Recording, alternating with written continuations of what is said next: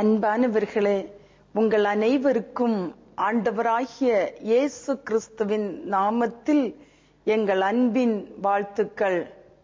இப்போதும் Trinity world search Australia வழங்கும் திறந்த வாசல் தொலைக்காட்சி நிகழ்ச்சி வாயிலாக தொடர்ந்து உங்களை சந்திப்பதில் மிகுந்த மகிழ்ச்சி அடைகிறோம். இந்நிகழ்ச்சியை தேவன் ஆசீர்வதித்து தரும்படியாய் நாம் ஜெபிப்போம். கிருபையும் இரக்கமும் நிறைந்த எங்கள் பரலோக பிதாவே, உம்முடைய நாமத்தை நாங்கள் மகிமைப்படுத்துகிறோம். இம்மட்டுமாய் தேவரீர் எங்களுக்கு செய்தருளியதான எல்லா நன்மைகளுக்காகவும் உமக்கு நன்றி செலுத்துகிறோம். இப்போதும் திறந்த வாசல் தொலைக்காட்சி நிகழ்ச்சியை கர்த்தர் ஆசீர்வதித்து தரும்படியாய் ஜெபிக்கிறோம். கேளுங்கள், அப்பொழுது உங்களுக்கு கொடுக்கப்படும். தேடுங்கள், அப்பொழுது கண்டடைவீர்கள். தட்டுங்கள், அப்பொழுது உங்களுக்கு திறக்கப்படும் என்று சொன்னீரே.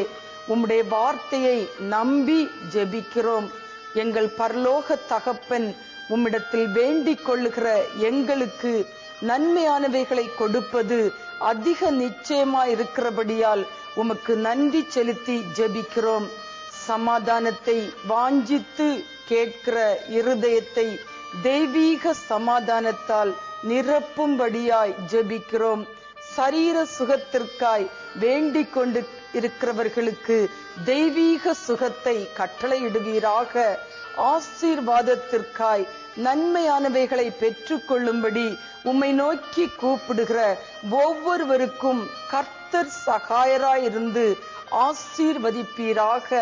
உம்முடைய இன்ப பிரசன்னம் ஒவ்வொருவரோடும் கூட இருந்து பெரிய காரியங்களை செய்யும்படியாய் ஜெபிக்கிறோம்.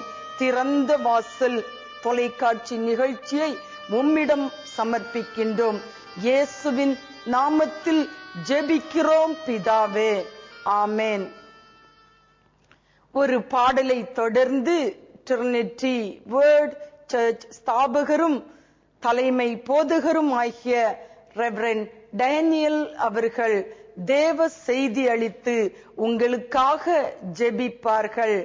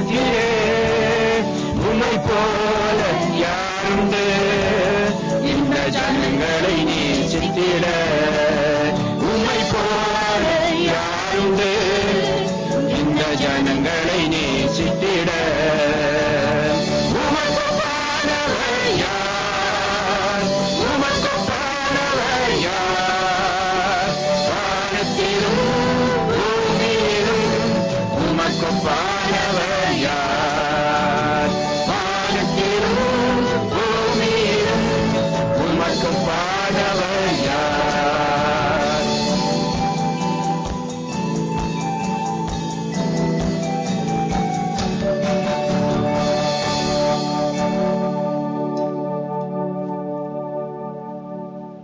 நம்முடைய ஆண்டவரும் உலக இரட்சகருமாகிய இயேசு கிறிஸ்துவின் இனிய நாமம் இந்த காலை வேளையில மகிமைப்படுவதாக. இந்த தொலைக்காட்சி ஊழியம் உங்களுக்கு மிகவும் ஆசீர்வாதமாயிருப்பதை அறிந்து நான் ஆண்டவருக்கு நன்றி செலுத்துகிறேன். இந்த ஊழியத்திற்காய் ஜெபிக்கிற தாங்குகிற உங்கள் அனைவரையும் கர்த்தர் ஆசீர்வதிப்பாராக. விசேஷமாய் என் அன்பு சகோதர சகோதரிகளாகிய உங்களுக்கு ட்ரினிட்டி வேர்ட் சபையின் சார்பாக என் குடும்பத்தின் சார்பாக நல்வாழ்த்துக்களை இந்த காலை வேளையிலே நான் தெரிவித்துக் கொள்கிறேன். என் தேவன் தாமே இன்றைக்கும் இந்த நிகழ்ச்சியின் மூலமாய் உங்களை ஆசீர்வதிப்பாராக. பரிசுத்த வேதாகமத்திலே உபாகம புஸ்தகம் 33ஆம் அதிகாரம் 18வது வசனம். உபாகம புஸ்தகம் 33:18. செபுலோனே, நீ வெளியே புறப்பட்டு போகையிலும், இசக்காரே, நீ உன் கூடாரங்களில் தங்குகையிலும் சந்தோஷமாய் இரு.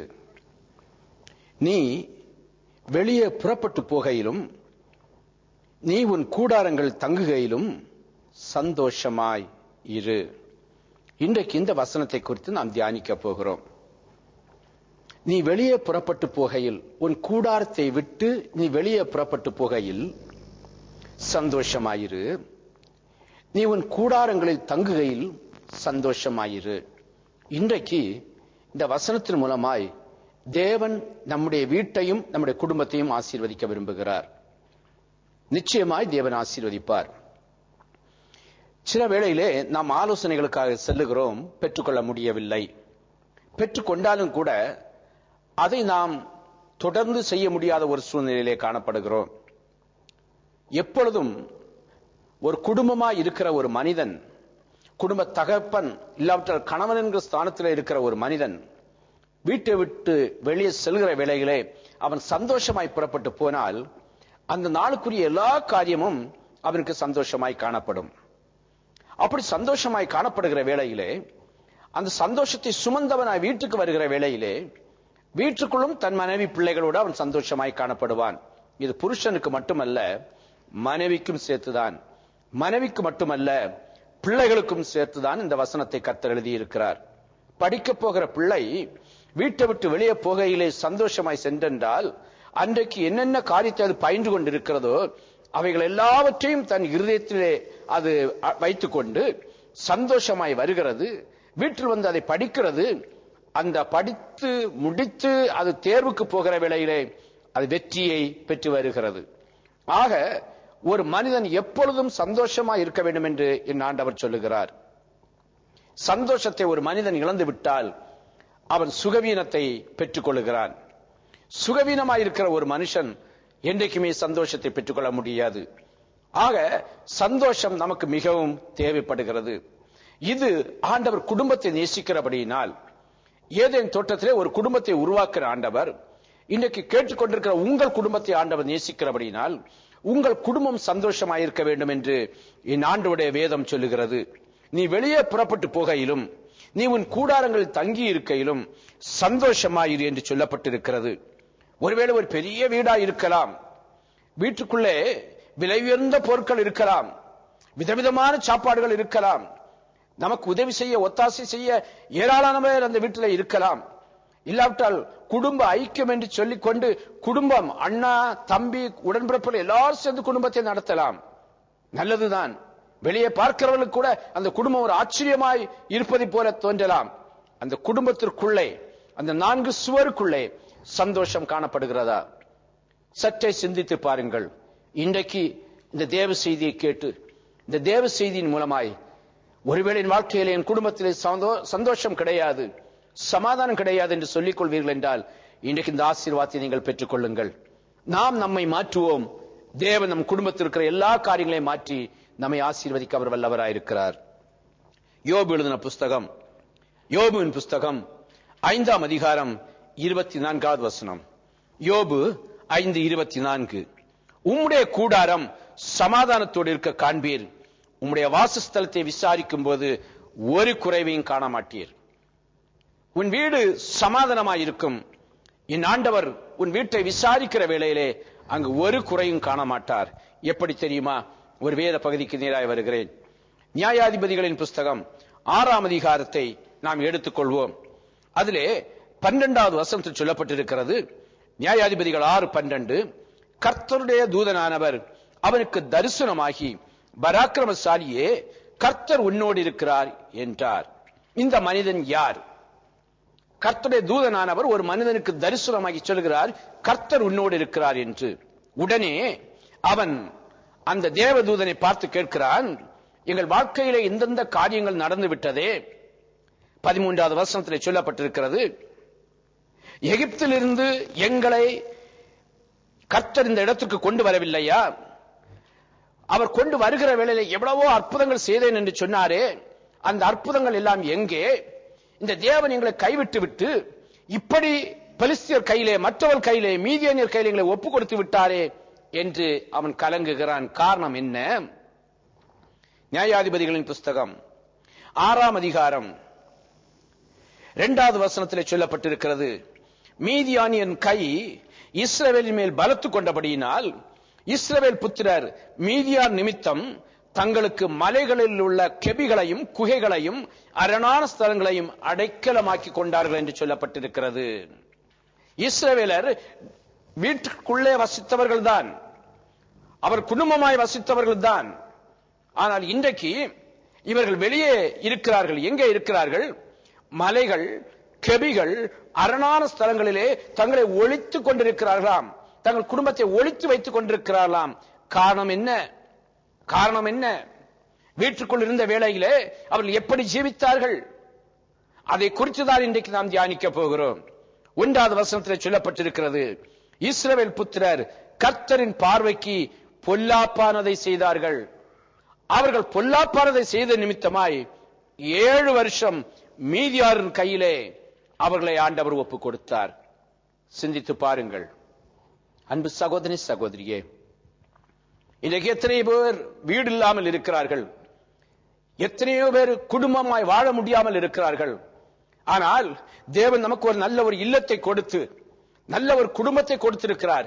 இந்த குடும்பத்திற்குள் நாம் எப்படி காணப்படுகிறோம்? தேவனுக்கு பிரியமில்லாத காரியங்களை செய்தவர்களாய் காணப்படுகிறோமா? இல்லாவிட்டால் நம்முடைய கூடாரங்களிலிருந்து துதியின் சத்தம் எழும்புகிறதா? இந்த ஆண்டவரை மகிமைப்படுத்துகிற ஒரு சத்தம் எழும்புகிறதா?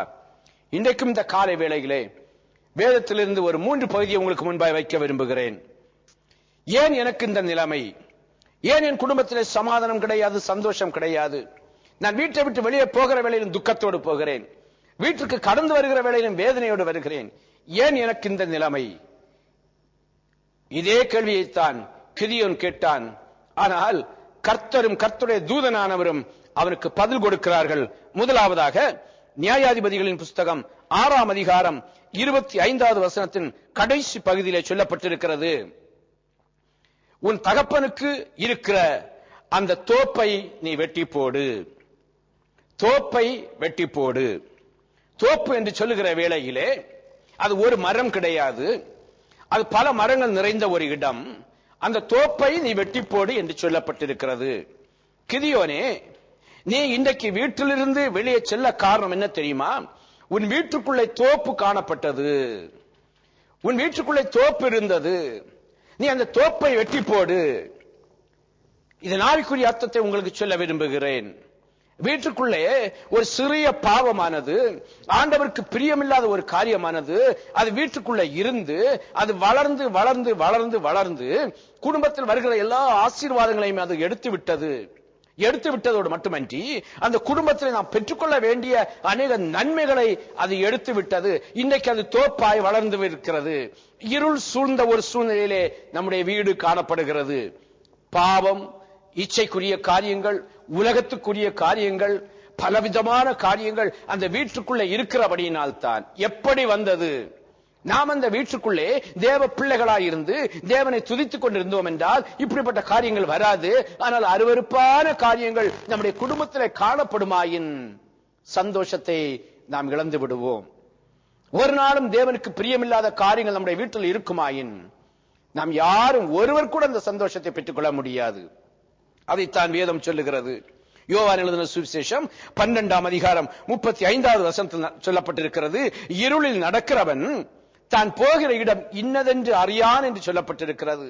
தோப்பு வளர்ந்திருக்குமாயின் அந்த இடம் இருட்டாய் காணப்படும். வீட்டுக்குள்ளே செல்கிற வேளையிலே இருள் நிறைந்ததாய் காணப்படுகிறது. வெளிச்சம் இருக்கிறது ஐயா, எல்லாரும் முகத்தும் தெரிகிறது. ஆனால் அந்த வீட்டுக்குள்ளே ஏதோ ஒரு இருள் இருக்கிறது என்ற ஒரு சூழ்நிலை. ஏன் அந்த இருள் வந்தது? ஆண்டவர் சொன்னார், அவர் வெளிச்சமாய் இருக்கிற வேளையிலே நம்முடைய வீடு வெளிச்சமாய்த்தான் காணப்பட வேண்டும். ஆனால் அந்த இருளுக்குள்ளே நாம் பிரவேசித்து, நம்முடைய வீட்டுக்குள்ளே நாம் பிரவேசித்து அந்த இருளுக்குள்ளே நாம் நடப்போம் என்றால் நம்முடைய வாழ்க்கையிலே சந்தோஷத்தை நாம் பெற்றுக் கொள்ளவே முடியாது. நாம் போகிற இடம் இன்னதென்று நமக்கே தெரியாது என்று வேதத்திலே சொல்லப்பட்டிருக்கிறது. ஆம் பிரியமானவர்களே, இன்றைக்கு நம்முடைய வீட்டில் தோப்பு போல வளர்ந்திருக்கிற, இல்லாட்ட நம்முடைய குடும்பத்தில் வெளிச்சத்தை தரவிடாமல் தடுத்துக் கொண்டிருக்கிற அந்த கிரியைகளை எல்லாம் வெட்டி போடுங்கள் என்று ஆண்டவருடைய வேதம் சொல்லுகிறது. அந்த தோப்பை வெட்டி போடு, அந்த கிரியைகளை எடுத்து போடு. அது உன்னை ஆசீர்வதிக்கிறது. ஆசீர்வதிக்கிற தெய்வம் வீட்டுக்குள் வருகிற வேளையிலே நாம் ஆசீர்வாதமாய் காணப்படுவோம். எந்தெந்த காரியம் நம்முடைய காணப்படுகிறது, நம்முடைய குடும்பத்தில் என்னென்ன காரியம் காணப்படுகிறது, பிள்ளைகள் மத்தியில் என்ன காரியம் காணப்படுகிறது, இது தேவனுக்கு அருவருப்பும் பொல்லாப்புமா இருக்கும் என்றால் அதை எடுத்து போட்டு விடுங்கள். உங்கள் வீடு ஆசீர்வாதமாய் காணப்படும். தோப்பை வெட்டுகிற வேளையிலே முதலாவது அங்கு கிடைக்கக்கூடிய ஆசீர்வாதம் மல்கியா தீர்க்கதரிசியின் புஸ்தகம் 4ஆம் அதிகாரம் 2வது வசனம். மல்கியா தீர்க்கதரிசியின் புஸ்தகம் 4ஆம் அதிகாரம் 2வது வசனம். என் நாமத்துக்கு பயந்திருக்கிற உங்கள் மேல் நீதியின் சூரியன் உதிக்கும், அதன் சட்டையின் கீழ் ஆரோக்கியம் இருக்கும், நீங்கள் வெளியே புறப்பட்டு போய் கொழுத்த கன்றுகளைப் போல் வளர்வீர்கள் என்று வேதத்தில் சொல்லப்பட்டிருக்கிறது. தோப்பை வெட்டினால் தான் வெளிச்சம் வரும். ஆண்டவருக்கு பிரியமில்லாத காரியங்களை எடுத்து வெளியே போடுகிற வேளையிலே நான் உலகத்திற்கு ஒளியாயிருக்கிறேன், நான் வெளிச்சமாயிருக்கிறேன் சொன்ன ஆண்டவர் நம்முடைய வீட்டுக்குள்ளே வருவார். நம்முடைய வீடு ஆசீர்வாதமான வீடாய் காணப்படும். இரண்டாவது என்ன? நியாயாதிபதிகளின் புஸ்தகம் 6ஆம் அதிகாரம் 25வது வசனத்தில் சொல்லப்பட்டிருக்கிறது. 6:25, உன் தகப்பனுக்கு இருக்கிற பாகாலின் பலிபீடத்தை தகர்த்து போடு. உன் தகப்பனுக்கு இருக்கிற பாகாலின் பலிபீடத்தை தகர்த்து போடு. தோப்பை வெட்டிவிடு. அதன் பிறகு அங்கு உள்ளே பலிபீடம் இருக்கும். அந்த பலிபீடத்தை நீ எடுத்து போடு, தகர்த்து போடு, உடைத்து விடு என்று சொல்லப்பட்டிருக்கிறது. பிரியமானவர்களே, அவன் தோப்பை வெட்டி விட்டான். தோப்பை வெட்டி இருள் நிறைந்த இடமாய் இருந்த இடத்திலே அந்த தோப்புகளை மரங்களை வெட்டி போட்ட பிறகு பார்க்கிறான், ஆங்காங்கே கட்டப்பட்ட பலிபீடங்கள் இருக்கிறது. பலிபீடத்தை பார்க்கிறான். ஆண்டவருடைய வேதம் சொல்லுகிறது, அந்த பலிபீடத்தை நீ தகர்த்து போடு என்று சொல்லப்பட்டிருக்கிறது. நம்முடைய வீட்டுக்குள்ளே இருக்கிற சில அருவருப்பான காரியங்களை நாம் எடுத்து வெளியே போட்டு விடுகிறோம். பொல்லாத காரியங்களை எடுத்து வெளியே போட்டு விடுகிறோம். எடுத்த பிறகு வீட்டுக்குள்ளே வெளிச்சம் வருகிறது. ஆனால் அங்கே உள்ளே பார்க்கிற வேளையிலே சில பலிபீடங்கள் காணப்படும். ஒரு மனிதனுடைய வாழ்க்கையில் அல்ல, ஒரு மனிதனுடைய சரீரத்திலே 17 பலிபீடங்கள் காணப்படுகிறது என்று என் ஆண்டவருடைய வேதம் சொல்லுகிறது. 17 பலிபீடங்கள் காணப்படுகிறது. வேதத்திலே வாசிக்கிறேன். கலாத்தியன் புஸ்தகம் 5ஆம் அதிகாரம் 19 முதல் 21 வரைக்கும் உள்ள வேத பகுதியிலே சொல்லப்பட்டிருக்கிறது. கலாத்தியர் 5:19 முதல் 21 வரைக்கும் மாம்சத்தின் கிரியைகள் வெளியரங்கமாய் இருக்கின்றன. அவையானவ விபச்சாரம், வேசித்தனம், அசுத்தம், காமவிகாரம், விக்கிரக ஆராதனை, கொலைகள், வெறிகள், பகைகள், விரோதங்கள், வைராக்கியங்கள், கோபங்கள், சண்டைகள், பிரிவினைகள், மார்க்கபேதங்கள், பொறாமைகள், கொலைகள், வெறிகள், களியாட்டுகள் இவைகளே. இந்த 17 காரியங்கள் ஒரு மாம்சத்தின் கிரியையாய் காணப்படுகிறது. இந்த மாம்சத்தின் கிரியைகள் நமக்குள் காணப்படுமாயின் அந்த வீட்டுக்குள்ளும் நாம் சந்தோஷமாயிருக்க முடியாது. வீட்டை விட்டு வெளியே போகையிலும் நாம் சந்தோஷமாயிருக்க முடியாது. திரும்பி வருகையிலும் நாம் சந்தோஷமாயிருக்க முடியாது. பலிபீடம், இதுதான் பலிபீடம். குடும்பமாய் பிள்ளைகளோடு காணப்படுகிறோம். பிள்ளைகள் ஒருவருக்கொருவர் சண்டை, ஒருவருக்கொருவர் நீ பெரியவன் நான் பெரியவன், கணவன் மனைவி இருக்கிறார்கள். நீ படித்தவள், நான் படிக்காதவன். நீ படித்தவன், நான் படிக்காதவள். பேதங்கள், உயர்வு தாழ்வுகள். நாம் எல்லாம் தேவனால் உருவாக்கப்பட்டவர்கள். நம்முடைய வீடு சந்தோஷமாய் காணப்பட வேண்டும். வீட்டை விட்டு வெளியே போகையிலும் நாம் சந்தோஷமாய் இருக்க வேண்டும். நமக்குள்ளே பலிபீடம் வேண்டாம். ஆண்டவர் சொல்லுகிறார், நீ அந்த பலிபீடத்தை தகர்த்து போடுவாய் என்றால் நீ வீட்டை விட்டு வெளியே போகையிலும் நீ வீட்டுக்குள் இருக்கையிலும் சந்தோஷமாய் இருப்பாய். இது கர்த்தர் எனக்கு கொடுத்த மனைவி, இது கர்த்தர் எனக்கு கொடுத்த புருஷன், இது எங்களுக்கு கொடுத்த பிள்ளைகள். அந்த ஒரே இருதயத்தோடு நாம் ஜீவிக்கிற வேளையிலே நம்முடைய வீடு ஆசீர்வாதமாய் காணப்படும். நம்முடைய வீடு சமாதானமாய் காணப்படும். பலிபீடம் நமக்கு வேண்டாம். குடும்பத்திற்குள்ளே ஒரே குடும்பமாய் இருக்கிற வேளையிலே ஒரே இருதயமாய் இருக்க வேண்டும் என்று ஆண்டவர் விரும்புகிறார். மூன்றாவதாக நியாயாதிபதிகளின் புஸ்தகம் 6ஆம் அதிகாரம் 25வது வசனமும் 26வது வசனமும். அன்று ராத்திரியிலே கர்த்தர் கிதியோனை நோக்கி, உன் தகப்பனுக்கு இருக்கிற காளைகளில் 7 வயதான 2ஆம் காளையை கொண்டு போய் உன் தகப்பனுக்கு இருக்கிற பாகாலின் பலிபீடத்தை தகர்த்து அதன் அருகே இருக்கிற தோப்பை வெட்டி போடு. இந்த கற்பாறை உச்சியிலே பாங்கான ஒரு இடத்தில் உன் தேவராகிய கர்த்தருக்கு ஒரு பலிபீடத்தை கட்டி அந்த 2ஆம் காளையை கொண்டு வந்து அதை நீ வெட்டி தோப்பனுடைய கட்டை விறகுகள் மேல் சர்வாங்க தகனமாய் பலியிட கடவாய் என்று சொல்லுகிறார். ஆண்டவர் ஒரு நிபந்தனை விதிக்கிறார். அந்த பலிபீடத்தை எல்லாம் தகர்த்து விட்டாய் அல்லவா, இனி தேவனுக்கென்று ஒரு பலிபீடத்தை கட்டி அதிலே 2வது காளையா இருக்க வேண்டும். அந்த காளை 7 வயது நிரம்பிய காளையா இருக்க வேண்டும். அப்படிப்பட்ட ஒரு காளையை எனக்கு பலி செலுத்து என்று ஆண்டவர் சொல்லுகிறார். பழைய ஏற்பாடு புத்தகத்திலே நாமும் நம்முடைய வீட்டிலே சர்வாங்க தகன பலி இட வேண்டும் என்று வேதம் சொல்லுகிறது. சர்வாங்க தகன பலி என்றால் என்ன? சர்வ அங்க தகன பலி. நம்முடைய சரீரத்தை, ஆவி ஆத்தும சரீரத்தை தேவனுக்கு முன்பாக நாம் பலியாய் ஒப்பு கொடுப்பதுதான் சர்வாங்க தகன பலி என்று சொல்லப்பட்டிருக்கிறது. பாருங்கள், கிதியோனே, உன் தேசம் ஆசீர்வதிக்கப்பட வேண்டும் என்றால், உன் குடும்பம் ஆசீர்வதிக்கப்பட வேண்டும் என்றால், உன் இனஞ்சன பந்துக்கள் ஆசீர்வதிக்கப்பட வேண்டும் என்றால், முதலாவது தோப்பை வெட்டி விட்டாய், நல்லது. பாகாலின் பீடத்தை தகர்த்து விட்டாய், நல்லது. இனி நீ பலி செலுத்த வேண்டும். வேதத்திலே ஒரு வசனம் இருக்கிறது, ஸ்தோத்திர பலி இடுகிறவன் கர்த்தரை மகிமைப்படுத்துகிறான். தேவனை மகிமைப்படுத்த வேண்டும். வீட்டில் இருக்கிற எல்லா அருவருப்பான காரியங்களை மாற்றிவிட்டோம், பொல்லாத காரியங்களை மாற்றிவிட்டோம். அதன் பிறகு எங்கள் சரீரத்துக்குள் காணப்படுகிற காரியங்களை மாற்றிவிட்டோம். இனி முழுமையாய் நாம் ஒப்பு கொடுக்க வேண்டும். முழுமையாய் ஆண்டவருக்கு முன்பாய் ஒப்பு கொடுக்க வேண்டும். ஆண்டவர் ஏன் ஒப்பு கொடுக்க சொன்னார்? 2ஆம் காளையை ஆண்டவர் ஏன் கேட்டார் தெரியுமா? உனக்காக ஆண்டவராகிய இயேசு கிறிஸ்து சிலுவையிலே தன்னை பலியாய் ஒப்பு கொடுத்திருக்கிறார். அதன் பிறகு நீ அவருக்கு முன்பாய் உன்னை முழுமையாய் ஒப்புக்கொடு. அது 2வது பலி. 7 வயது காளை, அதன் அர்த்தம் என்ன? 7 ஆண்டு காலம் நீ அடிமைத்தனமாய் இருந்திருக்கிறாய். அந்த 7 ஆண்டு காலத்துக்கு அடையாளமாய் 7 வயது நிரம்பிய ஒரு காளை நீ பலியிடு என்று என் ஆண்டவர் சொன்னார். என் அன்பு சகோதரி சகோதரியே, இன்றைக்கு உங்க வீட்டுல எத்தனை வயது பிள்ளைகள் இருந்தாலும் சரி, எத்தனை வயது பெரியவர்கள் இருந்தாலும் சரி, தேவனுடைய சமூகத்துக்கு முன்பாய் நீங்கள் முழங்காற்படி போட்டு, ஆண்டவரே, எங்களை முழுவதுமாய் சர்வாங்க தகன பலியாய் நாங்கள் ஒப்புக் கொடுக்கிறோம். ஆண்டவரே, எங்களை ஆசீர்வதியும். ஆண்டவரே, எங்கள் குடும்பத்தை மகிழ்ச்சியாக்கும். ஆண்டவரே, எங்கள் குடும்பத்தை சந்தோஷப்படுத்தும். ஆண்டவரே, உமக்கு பிரியமில்லாத காரியங்கள் எங்கள் வீட்டில் காணப்படுமாயின் எடுத்து போடுகிறோம் ஆண்டவரே என்று ஒப்பு கொடுப்பீர்கள் என்றால், என் தேவன் ஒரு ஆசீர்வாதமான வசனத்தை உங்களுக்கு முன்பாய் வைத்திருக்கிறார். அந்த ஆசீர்வாதத்தை நீங்கள் பெற்றுக்கொள்ள முடியும். அன்பானவர்களே, நியாயாதிபதிகளின் புஸ்தகம் 8ஆம் அதிகாரம் 28வது வசனத்தில் சொல்லப்பட்டிருக்கிறது, கிதியோனின் நாட்களில் 40 வருஷம் அந்த தேசம் அமைதியாய் இருந்ததாம். 40 வருஷம் அமைதியாய் இருந்ததாம். நம்முடைய குடும்பமும் அமைதியான ஒரு வாழ்க்கையை வாழ கர்த்தர் விரும்புகிறார். என் நேசர் விரும்புகிறார். பாருங்கள், நாம் ஆசீர்வாதமாய் இருந்தால்தான், நாம் சந்தோஷமாய் இருந்தால்தான் நாம் மற்றவர்களுக்கு ஆசீர்வாதமாய் மாற முடியும். மற்றவர்களுக்கு நாம் சந்தோஷத்தை கொடுக்க முடியும்.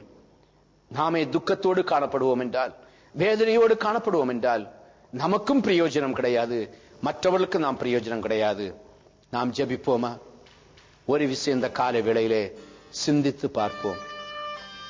இந்த தேவ செய்தி நிச்சயமாய் உங்கள் வீட்டை ஆசீர்வதிக்க போகிறது. ஆண்டவருக்கு பிரியமில்லாத காரியத்தை நான் எடுத்து போடுகிறேன். எங்கள் குடும்பத்திலே ஒருவருக்குள் காணப்படுகிற எல்லா கிரியைகளையும் நாங்கள் மாற்றி விடுகிறோம்.